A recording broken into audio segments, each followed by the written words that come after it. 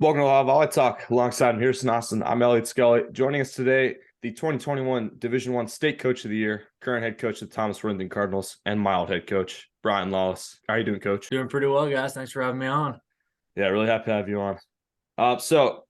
Historically, there's not been a lot of success at Thomas Worthington volleyball before you came on. Can you talk about the journey of building the program up from pretty much nothing into what it is today?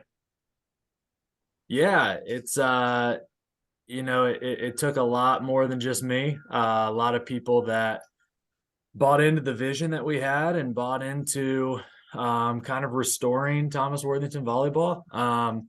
The thing that kind of drew me in was I was teaching in Worthington, and I had played against Thomas Worthington. I went to Davidson, and in Hilliard, volleyball was really big for boys in high school. And I remember walking into the gym at Thomas and looking up and seeing that they had a team in 1984, and I was like, this is unbelievable. Like, I had no idea that they had a team, and dug a little bit deeper and found that they were actually one of the first high schools to offer boys volleyball. And to have a chance to kind of bring that back to the forefront in Worthington and the community that I live in and the community that I teach in was really, really important. And so from there, it was just about, you know, building the network to make it possible, bringing in people that knew the game, getting boys interested in playing, and then teaching those boys to play at a high level. And my goal has always been to kind of recreate the things that other people have done successfully, and then kind of put our own little twist on it and make it Thomas Worthington. So yeah, it's definitely been a journey, and one that, I didn't think we'd go to a regional final in the first, 4 years or so. So it's definitely been like a quick escalation, but definitely helped to all the people that have backed it and have kind of had a hand in making it possible. Absolutely. You talked about going to a regional final, and that was the case last year in 2022. Easily the most successful season in the 30 years or so for Thomas Worthington, starting off 12-0 and winning the OCC Cardinal outright before that unfortunate loss. What made that team special overall? I could do a whole podcast on that squad. That group was special, and that's a group that we still talk about. But those guys were kind of on the ground floor of everything. They were the first group that really said, we're all going to go play club, and we're all going to commit to being better. And when you have a group of guys that are all familiar with the game, that all played the game at the club level, and then you have two guys like we had last year with Joe Kolwitz and Bo O'Leary, who end up being, Joe was second team All-State, OCC Player of the Year, both playing in college. Bo was honorable mention All-State. When you have guys like that, it makes it pretty easy to just kind of, throw the squad out there and let them do their thing. But yeah, I mean, just a really, really great team. They were all friends off the court. And that, I think, is what kind of made that group special. There was a chemistry there that you can't coach or you can't force. And it, great leadership, and it showed on the court. Yeah, absolutely. So talk about that OCC Cardinal win. How important was that, and how much did that mean to, in such a competitive division, really have such a dominant season going 11-1 in conference? The OCC Cardinal is a fantastic conference, and I have nothing but respect for the coaches and the teams that year in, year out are just competing. You look at, the teams like Jerome and Darby and Kilbourne and Olentangy and Berlin now, and it is just, it's a gauntlet every night. And so to not only win that, but then to go 11-1, I think really spoke to, the separation that team had last year.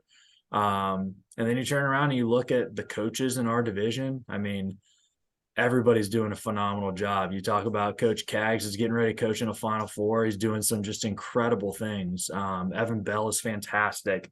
I could go down the list. Zach Wilson at Scioto is doing a phenomenal job with that program. So, I mean, nothing but respect for those guys. There's a reason why it's a really tough conference. Everybody cares deeply about boys volleyball. and there are no free wins. So to win that division, and to go from 3-22, the year before I took over, to OCC Cardinal champions, to hang a banner was a big deal. Now, coming into this season, nearly your entire varsity team graduated, and you had to make some unorthodox roster moves, such as running a 6-2, which included 2 freshman setters. Can you speak to the mindset shift that came with having such a young team this year? Definitely a shift. And it tested me as a coach. It tested our players, that were used to having things, maybe not having guys had to shoulder the load this year that weren't used to that. And I think the result of that was that we asked a lot of young guys to grow up really, really fast. And I think that's going to benefit us moving forward. You can only do the best with the personnel that you have. And, I've always been a 5-1 guy, and was fortunate to be able to run a 5-1 the last couple of years. But we knew that we had two setters that had really nice hands, had really good decision-making, had played club. They just weren't, 5-1 setters because they're both 5'8". So, you build your offense around your key parts. And for us this year, it was JT McGuire on the outside, who's a sophomore, Finn Rubin, who's a 6'6" middle, who's a sophomore. So we're building around a lot of these young guys, and to kind of throw them into the fire that was our conference this year, will pay off in the long run. And I think that we had a lot of really good things to celebrate this year, but definitely a change in the mindset of a set it and forget it roster like we had last year. It was always, moving parts and who's clicking with who, and who's gonna be on today and who's not going to be on today. And so there was a lot of that took place within the season. Well, I think if you look at those freshmen you brought up to varsity, it would have been a lot more difficult had the middle school programs not existed. So can you talk about how those middle school programs have progressed and how you built relationships with those coaches? I knew that was necessary for sustained success. That was kind of part of the vision, was if we can get it in the middle schools and we can get it as a school sport, that would go a long way. And so we started as kind of we were sponsored by, we call it WYB, the Youth Boosters in Worthington. And we were just kind of like a rec sport for a couple of years. And then 2 or 3 years ago, we got it into the middle schools, and that was tremendous. I've had good relationships with both schools. We have 2 middle schools that feed to us. Morgan Tressel was so good at the middle school program at KMS that I brought her on this year to coach our JVB team, and James Canterbury at Worthing Way is just doing a great job. I think it's really important to have teachers in the building. They know the kids, they know what types of kids are going to be successful in our program. We always say, our program isn't for everybody. There's a certain commitment that we ask of our guys that maybe isn't for everybody. But that helps us kind of get those guys early, get them playing early, and then be able to lead them down the path of being a successful volleyball player. Now, you talked about the present of Thomas Worthington, the future in the middle schools. Let's take a look at the past and, more importantly, the first alumni match in program history, which occurred this year.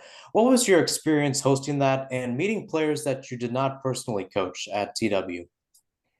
So much fun. It was something I'd wanted to do for a little while, but I just didn't feel like I had the personal alumni base from coaching. But I knew after we graduated a big senior class last year that there were enough guys that I had on teams at Thomas that I felt like we could kind of rope together a pretty good alumni team. So before I was the head coach, Scott Ebright was the head coach, and then his son Todd Ebright was also had a stint as the head coach. And I still talk to Todd, and Todd played in our alumni game. But just super cool to see. We had got recent guys, but I mean, we had a guy that flew in from Oregon from the class of 84, and just giving those guys, people like that, and kids from the early 2000s and the 90s or whatever it may be, to be able to step on the floor again and to hit a volleyball again, to play in front of a crowd again with concession stand, like to get the game day environment is really, really cool. And it allows our guys to kind of see that you're playing for more than just yourself. You're playing for a program that was here before you and will be here after you're gone. And that's a really powerful thing. Yeah. So when I was working on the YouTube channel, and I came across an old 2013 highlight where the court announcer talks about Thomas, Worthington, and Davidson were the first teams to play back in 1983. And before we start this game, it should be noted that these two teams played the first volleyball match in 1983. And one of the 3 teams still playing volleyball, right there? And the alumni I talked to from 1984, by the way, is very spry for a class of 84 grad. He said that he thinks that's true. So, I mean, that's a pretty cool piece of history if that is true. 2 really great schools. Yeah. Taking a look at the regular season, you guys went 11-11. You were able to get wins against Hilliard-Davidson and Upper Arlington in the playoffs before falling to Darby in the regional semifinals. How important was it to make a strong postseason run, and more importantly, to have a winning record for this team? Yeah, it was important. We know that we wanted to be playing our best volleyball at the end of the year, and that's kind of the goal for everybody. If you want to make a run, and I think for our team, it was more if we can get to a place where we feel like we have won the games that we can win, and we go toe to toe with a team. We had seen Darby twice, and so we knew that Darby was Darby and that they were really good. And so my mentality was, let's control our path a little bit. Let's play volleyball as long as we can, because that's what it's about when you get to May, is what path is going to allow me to play the longest and to spend the most time with my players and our team. And we felt that we had a path to win a couple games, and then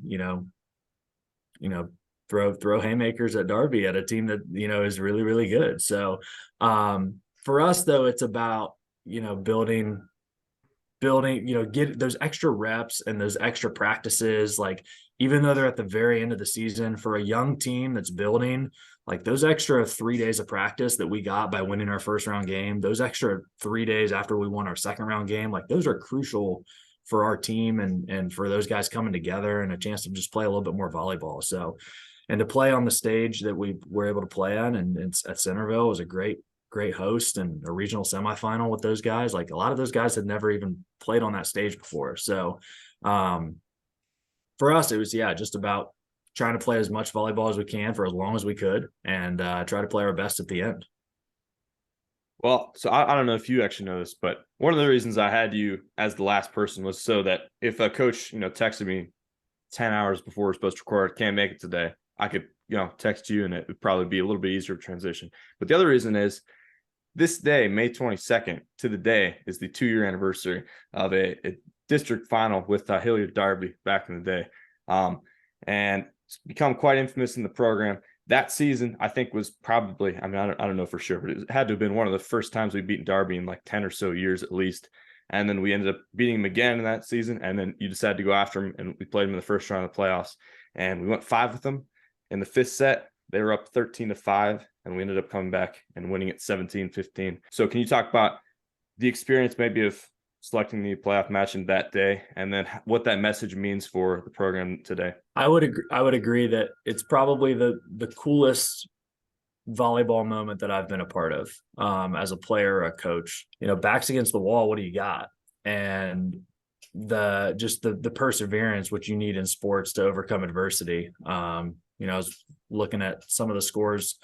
Some of these regional semifinal games go 32-30, 28-26, 27-25. So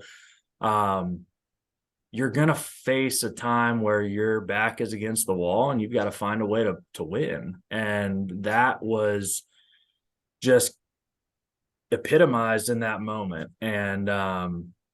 And I think, just what made it so big was that, Thomas had never really made a playoff push. And that was the beginning of like, oh my gosh, we've won 2 playoff games.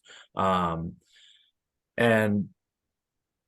was just a really, it was something almost. I remember calling a timeout when we're down. I forget what we were down. We were down big, and I called a timeout, and I looked at everybody in the huddle, and I said, this is going to be one heck of a story if you can find a way.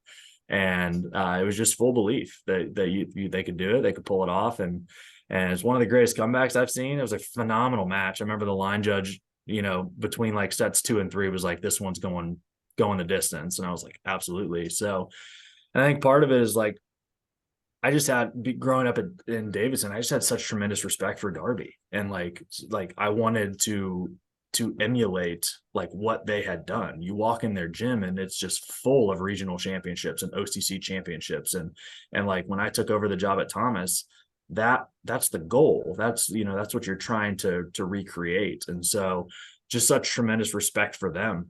So to go toe to toe in just an epic match like that, and we've had some ones since. Is awesome. Yeah. Something about knowing for a fact you lost and you're going home and then winning anyway. Pretty special.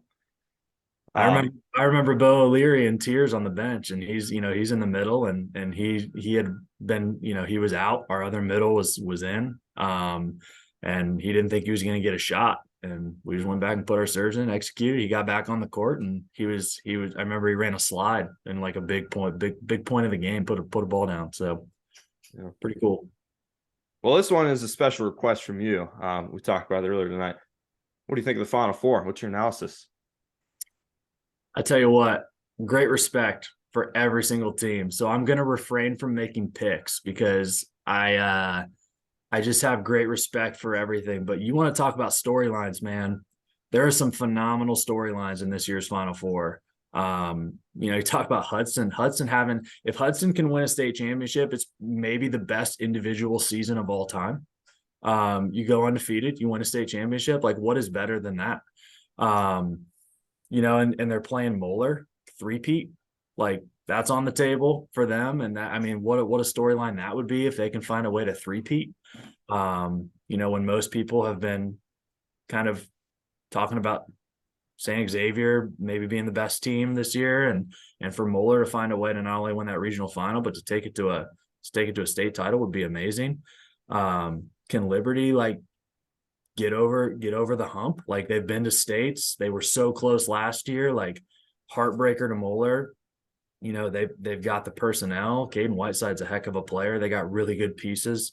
Sully's a great libero. They got great middles. Can they make that next step? And then Dublin Jerome, man, every year. And I know that Cags, that it's on his brain. Like, people underestimate them every single year, and Dublin Jerome brings it every single year. And so, they're back at states. I watched them play at Beaver Creek. They're playing phenomenal defense. And when you block the way they're blocking, and when you play great middle back defense, the way that their middle backs are playing defense right now, they're gonna be hard to beat. So I think we're gonna have some really fun matches. I don't know who's gonna win them, but I think I wouldn't be surprised if any of the 4 teams left win. I just think it's going to be an epic Final Four. So I'm excited to head to Wittenberg and check it out, and best of luck to all the teams that are still left, because winning a regional final is a big deal. So congrats to all those teams, and hopefully they all can kind of keep it going. Absolutely. Well, Coach, thanks so much for coming on. It's been great watching you this season, learning from you, and playing under you. It was really good. So really appreciate all you've done for the sport, for the team. And been great having you on. Thanks, guys. I appreciate you both. And hopefully this is the first year of many years of covering boys volleyball. So you guys have done a great job. So keep it up. Thanks. Thank you.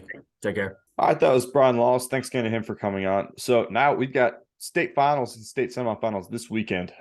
Really just best part of the year for volleyball. So we had some really exciting playoff victories, some really stunning upsets, and it should be a great weekend of volleyball. Yeah, I'm really looking forward to it. And I think more importantly, it's just whoever we're going to see in the finals this weekend at Wittenberg, it's not what we expected come early May when we were filling out our brackets. So kudos to the teams that have made it. And I think because of those upsets and because of those surprises, I think it makes this weekend a little bit more interesting because we don't know what these teams have in them, if they have any energy or any more surprises left in the tank. Because in my opinion, especially at Division One, I mean, Coach Lawless hit it right on the nail. I think any of those four teams could end up winning, and the same goes for Division Two. I mean, McNick making a surprise run, same going for Independence. If they can find a way to be competitive against the one seeds of St. Vincent, St. Mary's, and DeSales, respectfully, could be some interesting things down the road. So first up, Olentangy Liberty versus Dublin Jerome. The Liberty Patriots, I think, had probably the most competitive out-of-conference schedule of anyone in the state. I mean, you start going down the line. It was Mount Vernon, St. Ignatius, Olentangy Berlin, St. Xavier, Elder, Moeller, St. Xavier, and Hilliard Derby. That's their out-of-conference schedule. I mean, it really doesn't get much more competitive than that. And they executed very well. All the teams, I think, executed very well, having minimal losses. Patriots come in 22-4, 4-set victory over Mount Vernon. I think pretty closely mirrored the first time they played him in their first match of the season. Kind of had a slow start in the first set, and then they were able to come back and have dominant victories to win it in the end. Yeah, and I think when you look at just that scoring swing in general, they lose the first set by just a couple of points, but then once you get towards the back end of it, they're winning it by 10. Their front line, Caden Whiteside, Jake Cook, all those guys in the front, they're really working well, and the same goes for the guys in the back with Jack Sullenberger. It just seems like at this moment, Liberty's a cohesive team, and I think they're going to be, if there is a favorite in that Division One side, I think they have to be one of them. Yeah, I'd agree with you there. Now looking at Dublin Jerome, they've had an excellent schedule, excellent season as well. They tied for a share of the OCC Cardinal Division with two of their losses, one to Olentangy Berlin, one to Hilliard Derby. And outside of that, they've taken care of just about everyone else, coming in at 22-3. Only other loss was in 5 at home to Mount Vernon. So they had a great season. And they've already pulled some spectacular upsets, going to Centerville and knocking off the 1-seed Beaver Creek, and then going to the regional final and knocking off 2-seeded Derby. I don't think there's anyone in the tournament coming into it with more momentum than Dublin Jerome. And I think that they're the underdogs. I think of the 4 Division I teams, they're the underdogs, but I think they like being the underdogs from what I gather. It should be a really competitive match. Yeah, I think they like the underdog role as well. And it's almost like last year where they were a 6 seed and they ended up making it to state. They're a 3 seed this year, still did pretty well as they took a share of the OCC Cardinal. But again, when you go on the road, I say on the road because Beaver Creek is much closer to Centerville compared to where Dublin is. So to some extent, that victory against Beaver Creek was a little bit of a road victory, albeit on a neutral site. And then beating a Derby side that I think a lot of people did, or rather, I should say, a lot of people expected to make the Final Four. I mean, a lot of people expected Derby to face St. X in the final. And surprise, surprise, both of those teams are not going to be playing this weekend. So credit to Dublin Jerome. I mean, they have a solid record. Don't get me wrong, but they've just been overshadowed this year by really good teams in their region and in the Columbus area. So going up against fellow Columbus side, Olentangy Liberty, it'll be interesting to see who comes out a victor in that one. Yeah, and interesting, as someone who's we used to be in, an East Region school, the mindset is like, I think Region 1 and Region 3 are still kind of East Region teams, right? So like everyone is like, okay, well, Liberty will be the 1 seed. It's about trying to get past Liberty. It really ended up splitting off. And now it's almost like the East Region was split into 2, and then it'll be the winner of the East Region going to the state final. But I think that, man, I hate picking against Rome. And if they win, I'm never going to hear the end of it. But I just think Liberty's got the momentum here. I think Liberty will advance to the state final. Yeah, I'd have to agree. It just seems like how Liberty's been playing right now, it just seems like it's more of a momentum thing, like you said. And I think more importantly, Liberty, it just seems like because they've been in that number 1 spot, they've been expected to make state all along. They've had the command this year, and I think they get it done as well. Now, the other side of the bracket, we've got Archbishop Moeller, who just pulled off a very stunning upset against St. Xavier, who's only 1 loss prior to that, and that was in 5 to Elder. Moeller, I think, has had a season similar to last season. Not quite as many losses. Last year, they were 18-6 heading in the playoffs. This season, only 4 losses, but a lot of their matches went 5. And I think it was a team that we thought looked very shaky. A lot of that had to do with Ben Haggerty going down in the semifinals, the Elite 8. And then Moeller ended up taking 3rd there. I don't know. I think that his return they look like they're locking in at the right time. And I think from what we've seen from the coaching staff, they seem like they're better than game planning than just about everyone in the state. And I don't know. I mean, it's unbelievable, honestly. Like the runs that Moeller has in state, I can't get over it. Yeah, I mean, we saw what happened last year too. 5-set win against Olentangy Liberty, 5 against Beaver Creek, and 4 against Elder, and that too, an Elder team many people expected to win state. And the same was kind of the case this year too. A lot of people were expecting St. X at the very least to make the Final Four, and Moeller just got the matchups right. They exploited St. X defensively, and especially, I mean, Ben Markup, he got the game-winning point off a setter's dump, and then especially on the outsides as well, whether it be Brody Threm, whether that be Will Patterson through the middle. Some of these guys who may have been really big stars last year and didn't really get that much clout and attention this year, they're really starting to show out again. And the other thing with Moeller too, and again, when I did my write-up for it, yes, I did feature the guys who made All-State and All-Region, but there are so many other guys in that team that could have been in that spot. I mean, you think about it, Ben Markham did not make All-Region. Tyler Wong, albeit a freshman, following in his older brother Brandon's footsteps, being the libero of that team, and he's done really well, especially as a freshman. So it seems like Moeller, again, has a very cohesive team, and it almost goes to their point that they get them ready for matches like this. And it makes it a really interesting battle that even though Moeller is the 2 seed, yes, they've had their struggles, but they're now the team that's starting to peak at the right time. Yeah, I mean, it's like the 3rd year in a row, right, where St. X has had a 5-set loss in a regional final, not advanced to state. I would say at least the past 2 years, maybe even past 3, being the favorites to win it.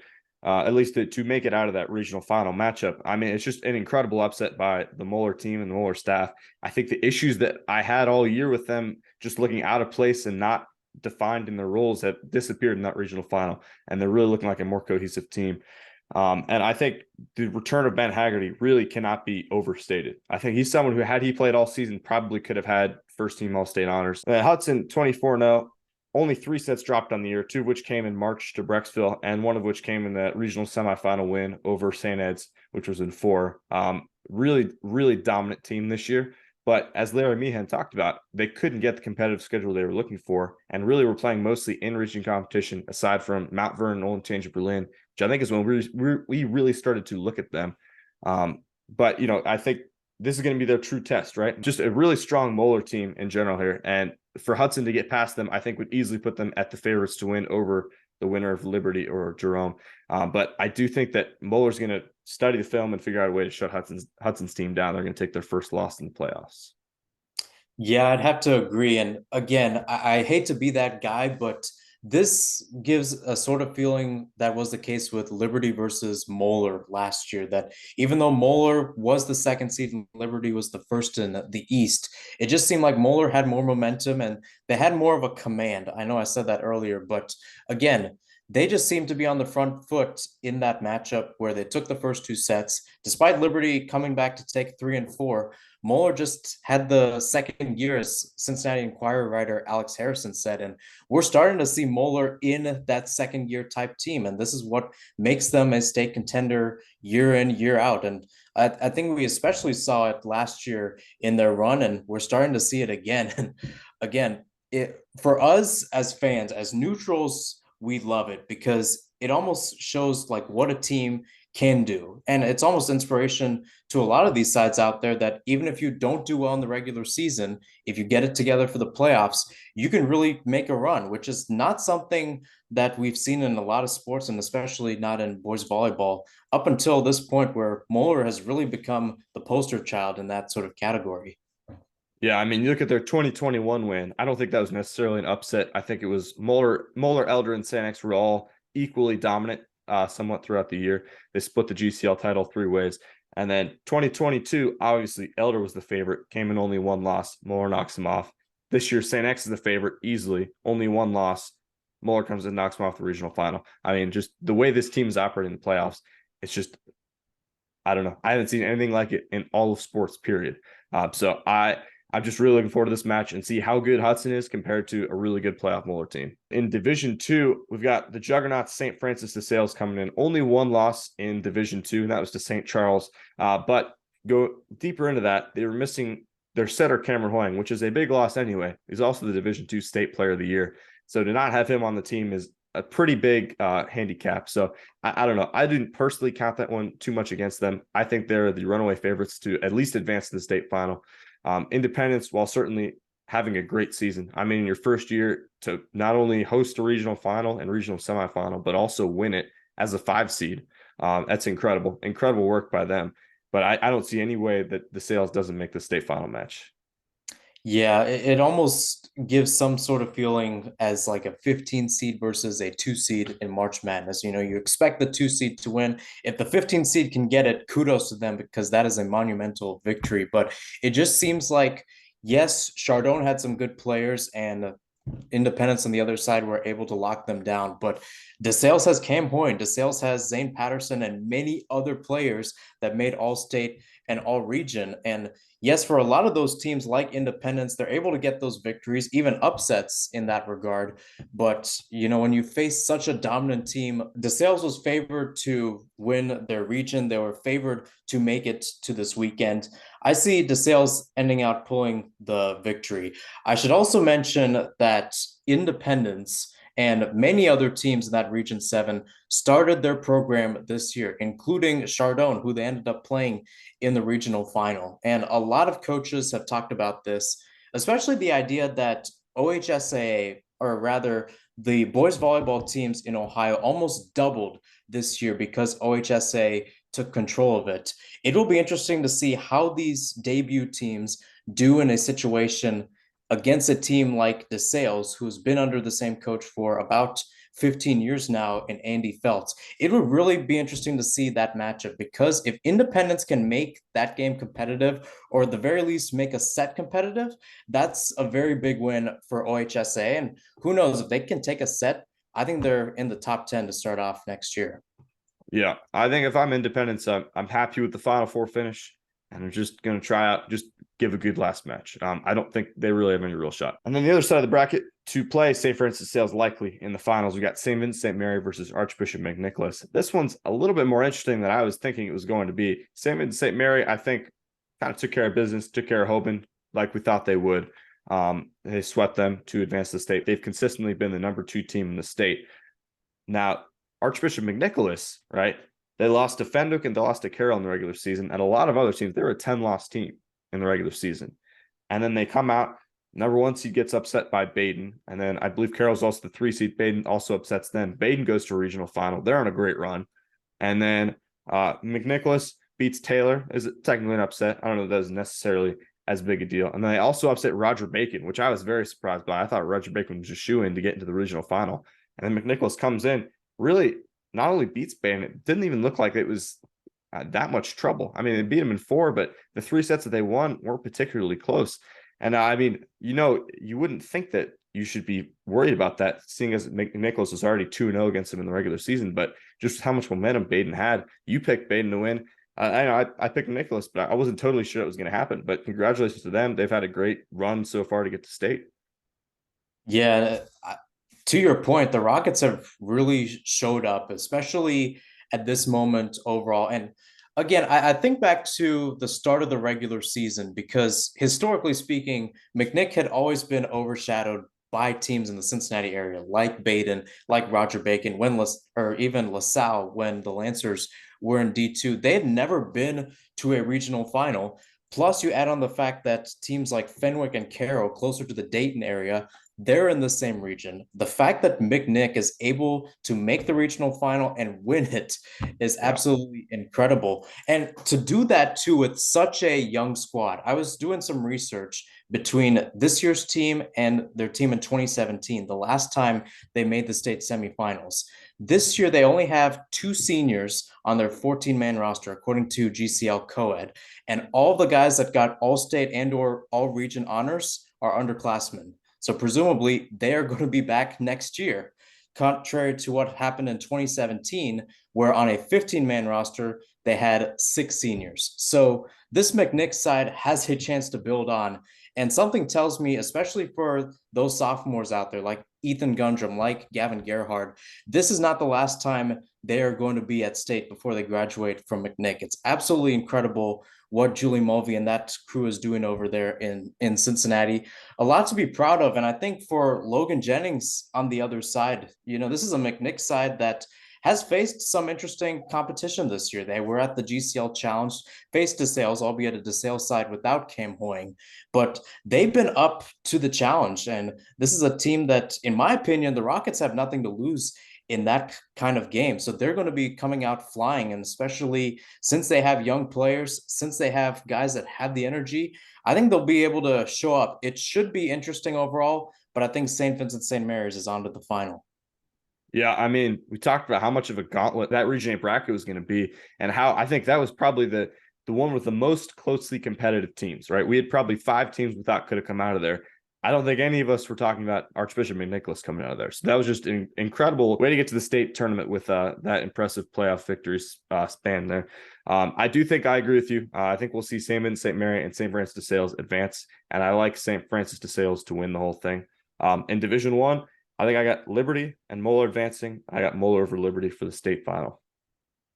Yeah, I'd have to agree with you. St. Vincent St. Mary's and DeSales favorites in their matchups, and I think it would be an interesting 1 seed versus 1 seed final, but I think DeSales once again beats St. Vincent St. Mary's. Division 1 side, I also have to agree with you over there. My question is how do we see this playing out? Because Moeller Liberty, if it were to happen, would be a rematch of a matchup during the Centerville Elite Tournament, a semifinal, that is, where Liberty ended up winning that one in 4. So it would be interesting to see, because we have, to some extent, a new look Moeller side, how do they pan out against the Patriots, who have been consistent throughout this entire year? Again, when you look at the semifinals, I think Liberty takes care of Jerome. Maybe that goes to extra sets. Moeller Hudson, I don't know what it is, but that seems like a matchup that could go to 5. So I think Moeller wins it in 5. I wouldn't be surprised. And again, it's been a while since we've seen a very close final, in the sense that, well, you have to go back through the record books, but at the same time, Liberty versus Moeller, a rematch of that state quarterfinal. And I think for Liberty too, that might have been used as some added momentum going into this year, going into the new OHSA realm, to try to get back and try to win state, going up against a team that knocked them out. It would be a great storyline if it were to happen, but I have to agree with you. I think Moeller pulls off the three-peat. And if they do it, they would be the first Division 1 team to do so in the 2-division era that dates back to about the late 2000s, I think 2008. I believe they'd be the first Division 1 team, period, to do it. Well, I don't know how this is true, because OHS BVA's whole stats and records have been dismantled ever since OHS took over. But I looked on the website one time. I'm pretty sure if you go back, it was only Alter in Division 2 that had a better run. Yeah, Alter in Division 2 did it in the mid-2010s, but I think, don't quote me on it, but I think Moeller ended up three-peating in the late. They did.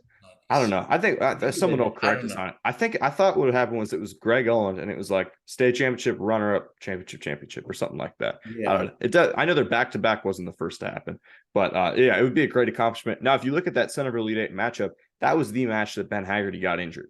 And that was in the middle of set 2. So Moeller took set 1, went on to lose the next 3, lost in 4. The interesting thing is Liberty, that whole big first 80% of the season, didn't have their main outside 18 once player day squared, Ryan Severson. Now he's like a huge asset, not only in the back row, but also attacking. I think the big reason that they couldn't pull it out against St. X either of the times they played them was because of a lack of weapons.